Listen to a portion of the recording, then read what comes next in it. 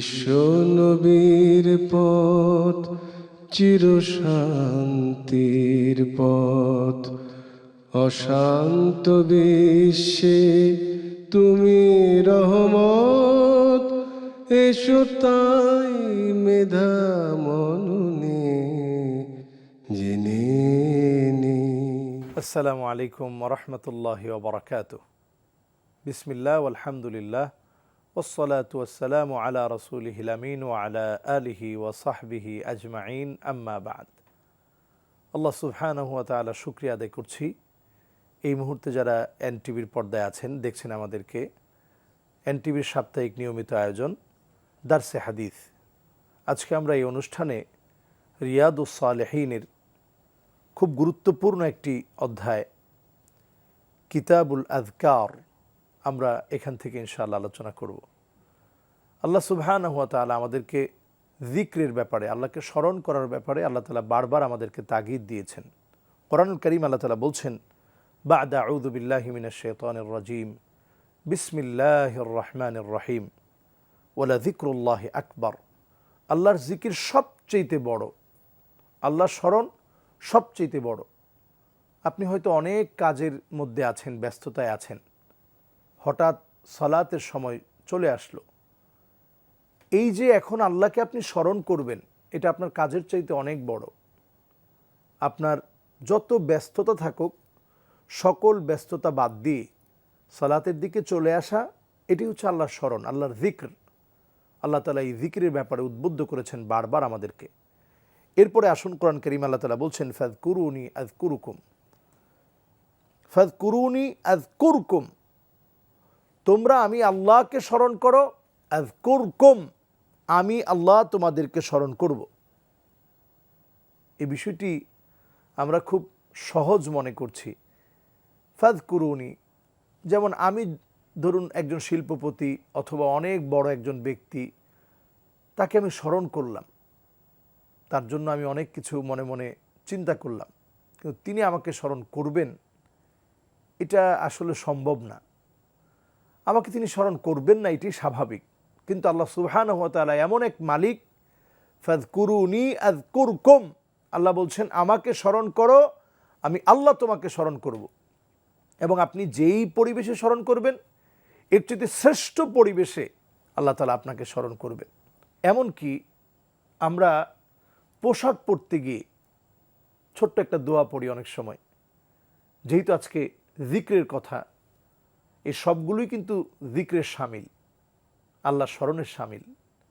আমরা যখন পোশাক পরতে গিয়ে বলি, আলহামদুলিল্লাহিল্লাযী কাসানি হাযা সাওবা ওয়া রাযাকানিহি মিন গায়রি হাওলিন মিন্নি ওয়ালা কুওয়াহ।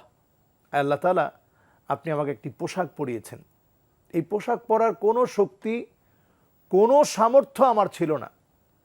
আমার টাকা, আমার পয়সা, এই জন্য আমি পোশাকটা পরতে পেরেছি, বিষয়টা এমন না। আল্লাহ আপনি সামর্থ্য দিয়েছেন। আল্লাহ অত্যধিক খুশি হয়ে যান, ফেরেশতাদেরকে বলতে থাকেন যে দেখছো, এত কষ্ট করে সেই পোশাকটা কিনে আনলো, পরলো, কিন্তু প্রশংসা করলো আমার, যিকর করলো আমার, স্মরণ করলো আমাকে। গফরাল্লাহু লাহু, যাও আমি আল্লাহ তার গুনাহ মাফ করে দিলাম।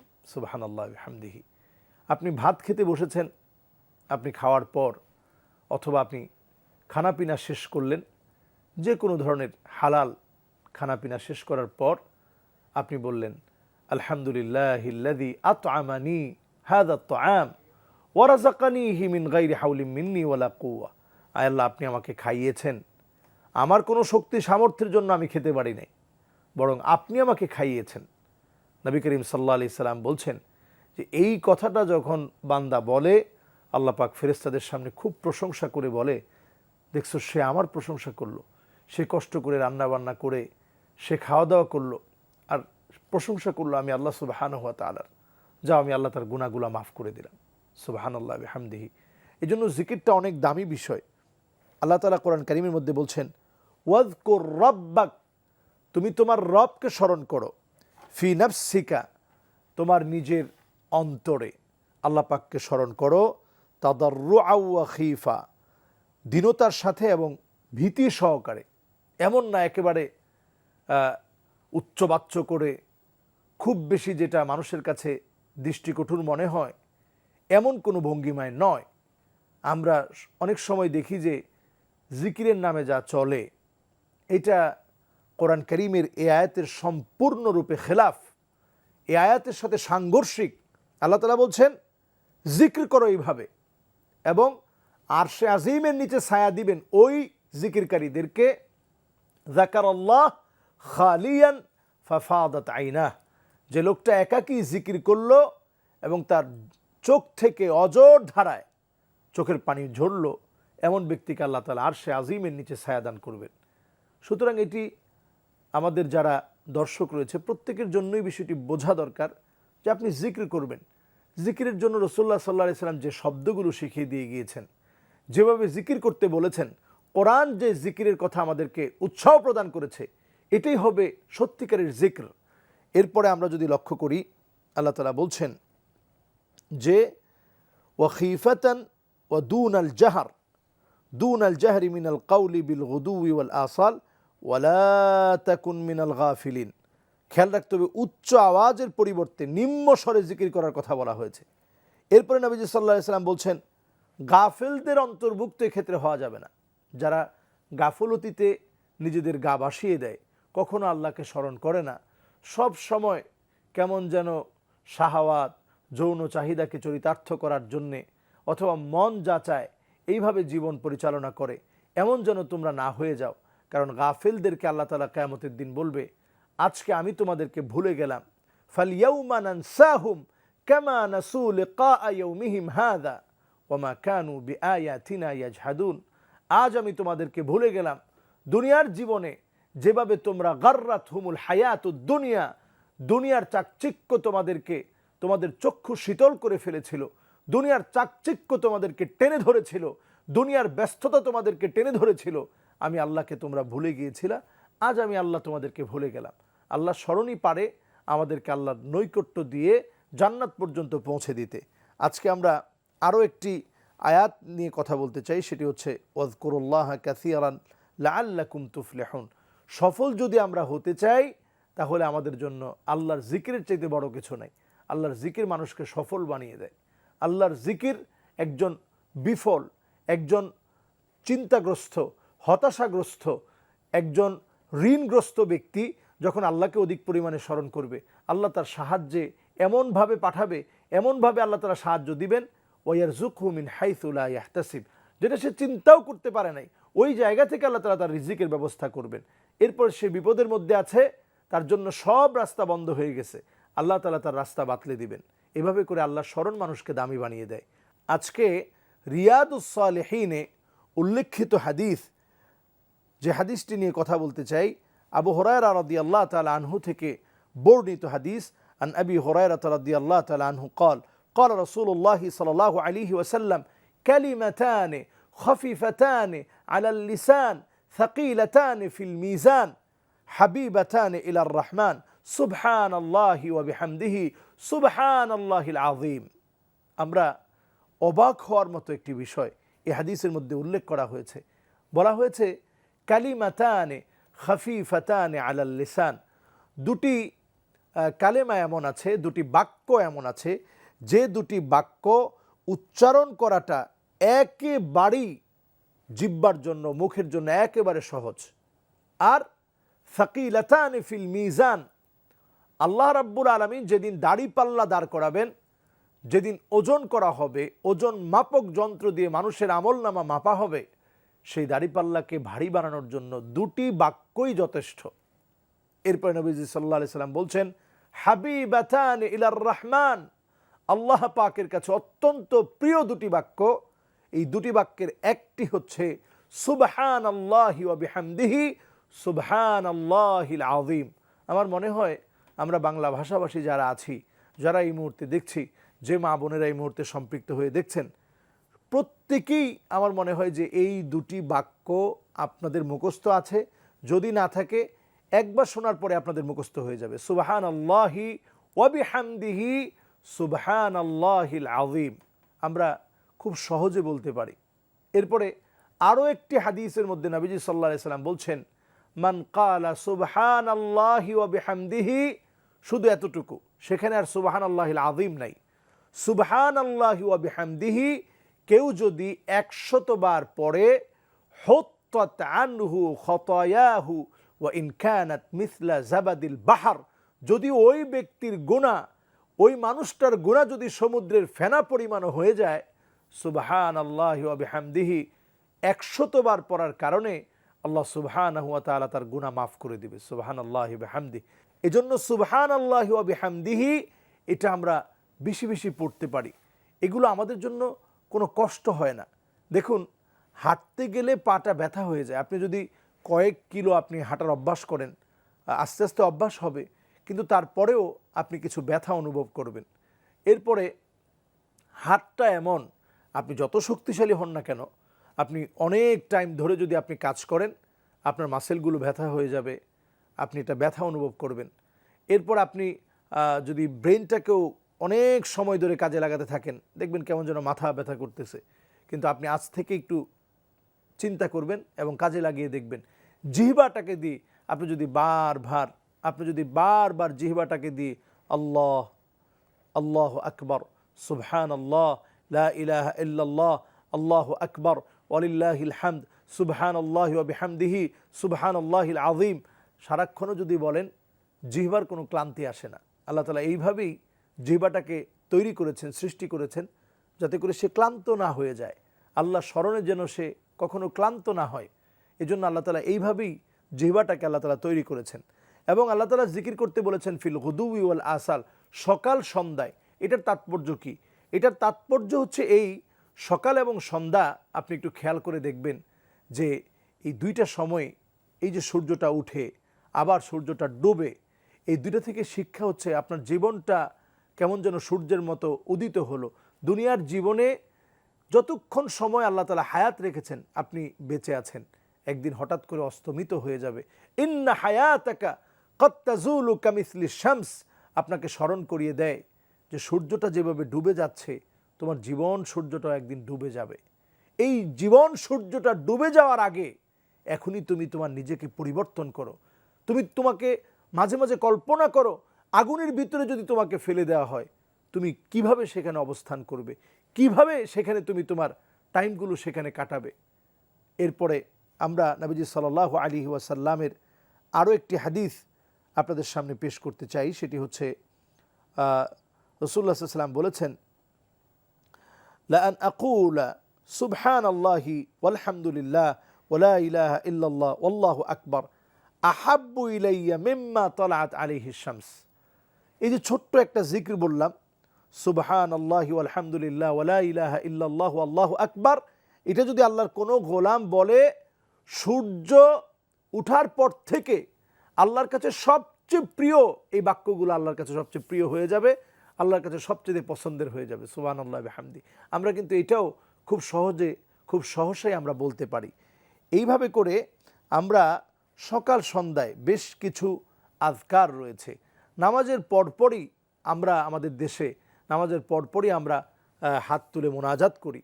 আমরা এর আগে রাসূলুল্লাহ সাল্লাল্লাহু আলাইহি সাল্লাম যে আমলগুলো করতেন, এই আমলগুলোকে আমাদের ফিরিয়ে আনা উচিত। রসুলের শেখানো সুন্নাহ, রসুলের শেখানো আমলগুলো আপনি করেন, এরপরে আপনি আল্লাহর কাছে ফরিয়াদ করেন। আল্লাহর কাছে ফরিয়াদের আগে রাসূলুল্লাহ সাল্লাল্লাহু আলাইহি সাল্লাম কোন কাজগুলো করতেন? রাসূলুল্লাহ সাল্লাল্লাহু আলাইহি সাল্লাম নামাজের সালাম ফিরিয়েই আল্লাহু আকবার, আস্তাগফিরুল্লাহ, আস্তাগফিরুল্লাহ, আস্তাগফিরুল্লাহ পড়তেন। আল্লাহুম্মা লা মানিআ লিমা আতাইত ওয়া লা মু'তিয়া লিমা মানাত ওয়া লা ইয়ানফা'ু যাল জাদ্দি মিনকাল জাদ। রাসূলুল্লাহ সাল্লাল্লাহু আলাইহি সাল্লাম পড়তেন আল্লাহুম্মা আনতাস সালাম ওয়া মিনকাস সালাম তাবারাকতা ইয়া যাল জালালি ওয়াল ইকরাম। রাসূলুল্লাহ সাল্লাল্লাহু আলাইহি সাল্লাম পড়তেন আল্লাহু লা ইলাহা ইল্লা হুয়াল হাইয়ুল কাইয়্যুম লা তাখুযুহু সিনাতুন ওয়া লা নাওম লাহু মা ফিস সামাওয়াতি ওয়া মা ফিল আরদ মান যাল্লাযী ইয়াশফা'ু ইনদাহু ইল্লা বিইذনিহি ইয়া'লামু মা বাইনা আইদিহিম ওয়া মা খালফাহুম ওয়া লা ইউহীতুনা বিশাইইন মিন ইলমিহি ইল্লা বিমা শাআ ওয়াসি'a কুরসিয়্যুহুস সামাওয়াতি ওয়াল আরদ ওয়া লা ইয়াউদুহু হিফযুহুমা ওয়া হুয়াল আলিয়্যুল আযীম। আমাদের আয়াতুল কুরসিটা অনেকেরই মুখস্থ আছে। তাৎপর্য কেমন?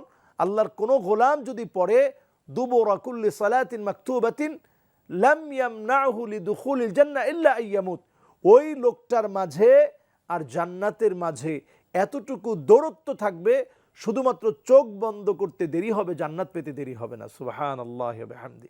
আমরা এই এত নির্ভরযোগ্য আমলগুলো আমরা সহসাই ছেড়ে দিচ্ছি।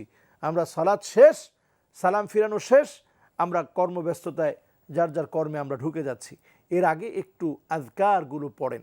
রাসূলুল্লাহ সাল্লাল্লাহু আলাইহি ওয়াসাল্লাম আমাদেরকে সুবহানাল্লাহ 33 বার, এরপর সুবহানাল্লাহ 33 বার, আলহামদুলিল্লাহ 33 বার, আল্লাহু আকবার 33 বার, এরপরে লা ইলাহা ইল্লাল্লাহু ওয়াহদাহু লা শারীকা লাহু লাহুল মুলকু ওয়া লাহুল হামদ ইউহয়ী ওয়া ইউমীত ওয়া হুয়া আলা কুল্লি শাইইন কাদির।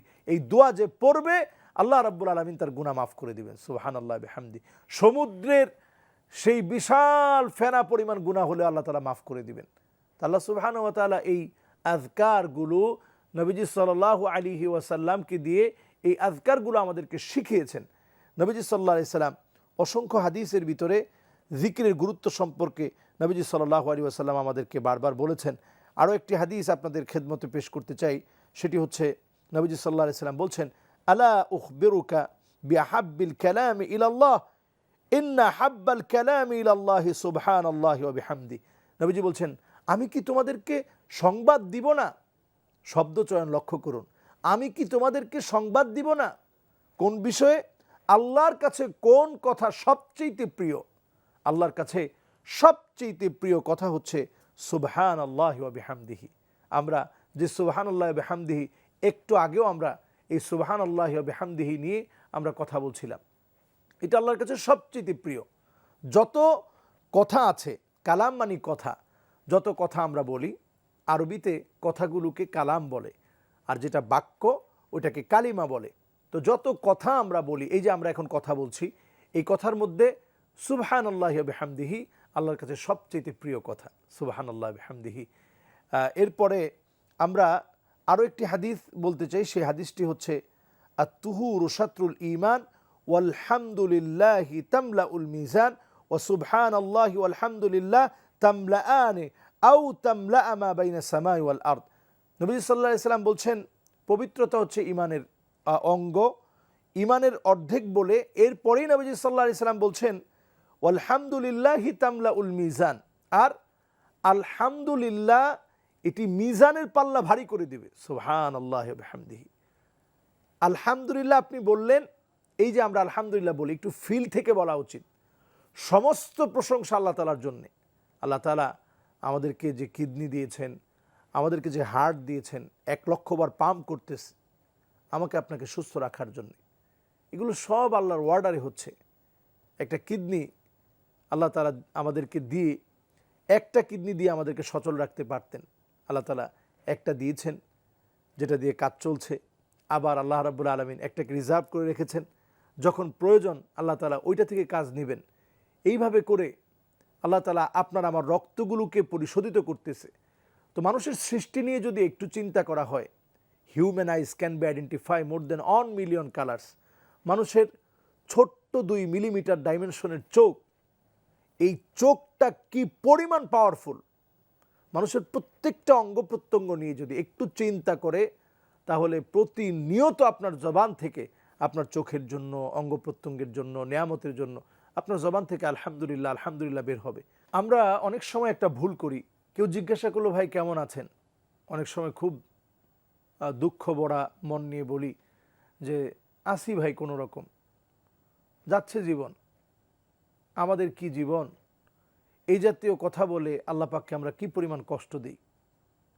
আল্লাহ সুবহানাহু ওয়া তাআলা অত্যন্ত ব্যথিত হন, কারণ আল্লাহ আপনাকে যেভাবে রেখেছেন অনেক মানুষকে এর চাইতে অনেক বেশি কষ্টে রেখেছেন। এই জন্য যে হালতে আমরা থাকি, যে অবস্থায় থাকি, আমরা স্বতঃস্ফূর্তভাবে এই কথাটা বলবো, আলহামদুলিল্লাহ, আল্লাহ আমাকে অনেক ভালো রেখেছেন, আলহামদুলিল্লাহ, হাজার লক্ষ কোটি মানুষের চাইতে আমি ভালো আছি। আপনি দেখবেন কনফিডেন্টলি যখন আমরা এই কথাটা বলতে অভ্যস্ত হব, এখন আলহামদুলিল্লাহ অনেকেই, আল্লাহ শুকরিয়া, আমাদের একটা প্রচলন শুরু হয়েছে। এখন আমরা এমনটা আলহামদুলিল্লাহ সচরাচর বলি না, আমরা জিজ্ঞাসা করলেই অকপটে বলে ফেলি যে আলহামদুলিল্লাহ ভালো আছি। আমরা এটাও বলবো না কেমন আছেন, ভালো আছি আলহামদুলিল্লাহ, আগে বলবো আলহামদুলিল্লাহ ভালো আছি, আল্লাহর প্রশংসাটা আগে করে নেব। কারণ আলহামদুলিল্লাহি তামলাউল মিজান, এটা মিজানের পাল্লা। যেদিন কেউ কারো কোনো কাজে আসবে না, সেই কঠিন সময়ে দাড়িপাল্লা ভারী বানাবে আলহামদুলিল্লাহ, এবং ও সুবহান আল্লাহ, সুবহান আল্লাহ বলাটা, এই সুবহান আল্লাহ দাড়িপাল্লা ভারী বানিয়ে দিবে। এরপরে নবীজি সাল্লাল্লাহু আলাইহি সাল্লাম বলছেন এটা কেমন হবে, কত ভারী বানাবে? এই জমিন থেকে আকাশ যত দূরে, আকাশ থেকে জমিন যত দূরে, এই বিশাল শূন্যতা, এই পুরো শূন্যতাকে আল্লাহ সুবহানাহু ওয়া তাআলা সওয়াব দিয়ে ভরপুর করে বান্দার আমলনামা ভারী বানিয়ে দিবে। সুবহানাল্লাহ বিহামদি। এরপরে নবীজি সাল্লাল্লাহু আলাইহি ওয়াসাল্লাম আরেকটি হাদিসের মধ্যে আমাদেরকে যিকর সম্পর্কে নবীজি সাল্লাল্লাহু আলাইহি সাল্লাম উৎসাহ প্রদান করেছেন এইভাবে। আল্লাহর হাবিব বলছেন আন্নাহু কানা ইয়াকুল দুবুরা কুল্লি সালাতিন হিনা ইউসাল্লিম, যখন নবীজি সাল্লাল্লাহু আলাইহি ওয়াসাল্লাম সালাম ফিরাতেন আল্লাহর হাবিব পড়তেন লা ইলাহা ইল্লাল্লাহু ওয়াহদাহু লা শারীকা লাহু লাহুল মুলকু ওয়া লাহুল হামদ ওয়া হুয়া আলা কুল্লি শাইইন কাদির লা হাওলা ওয়া লা কুওয়াতা ইল্লা বিল্লাহ লা ইলাহা ইল্লাল্লাহ ওয়া লা না'বুদু ইল্লা ইয়্যাহ। এইভাবে করে রাসূলুল্লাহ সাল্লাল্লাহু আলাইহি সাল্লাম আযকারগুলো আমাদেরকে শিখিয়েছেন। বিশেষ করে আমরা সুস্থ থাকার জন্যে, এটাও যিকর, এই দোয়াগুলো যিকরের অন্তর্ভুক্ত। সুস্থ থাকার জন্যে আমরা ছোট্ট একটা যিকর, ছোট্ট একটা দোয়া আমরা শিখে নিতে পারি। আমরা সুস্থ থাকার জন্য সব সময় পড়ব, আমরা সুস্থ থাকার জন্য পড়তে পারি আল্লাহুম্মা আফিনি ফি বাদানি, আল্লাহ আমার শরীরটাকে ভালো রাখেন। আল্লাহুম্মা আফিনি ফি সামঈ, আল্লাহ আপনি আমার কানটাকে ভালো রাখেন। আল্লাহুম্মা আফিনি ফি বাসারি, আল্লাহ আপনি আমার দৃষ্টিটাকে ভালো রাখেন। লা ইলাহা ইল্লা আনতা, আল্লাহ আপনি ছাড়া কোনো ইলাহ নাই। এই দোয়াটা রসুল ফজরের পরে 3 বার, মাগরিবের পর 3 বার পড়তেন। আল্লাহ সুবহানাহু ওয়া তাআলা সুন্নাহ মেনে যে আযকারগুলো রসুল সাল্লাল্লাহু আলাইহি সাল্লাম ফজরের পরে, মাগরিবের পরে, নামাজের 5 ওয়াক্ত নামাজের পরে আমাদেরকে শিখিয়েছেন, আমরা 5 ওয়াক্ত সালাতের পরেই আয়াতুল কুরসি সহ সুবহানাল্লাহ, আলহামদুলিল্লাহ, আল্লাহু আকবার আমরা পড়ার চেষ্টা করব। তাসবিহাতগুলো আমরা আদায় করার চেষ্টা করব। আল্লাহ আমাদেরকে তৌফিক দান করুক। আজ এ পর্যন্ত ইনশাআল্লাহ, আল্লাহ তাআলা আমাদেরকে তৌফিক দান করলে আবারও ইনশাআল্লাহ আমরা কথা শুনবো, কথা বলবো। আল্লাহ তাআলা আমাদেরকে তৌফিক দান করুক। আসসালামু আলাইকুম ওয়া রাহমাতুল্লাহি ওয়া বারাকাতুহু। চিরশান্তির পথ অশান্ত বিশ্বে তুমি রহমত, এসো তাই মেধাময়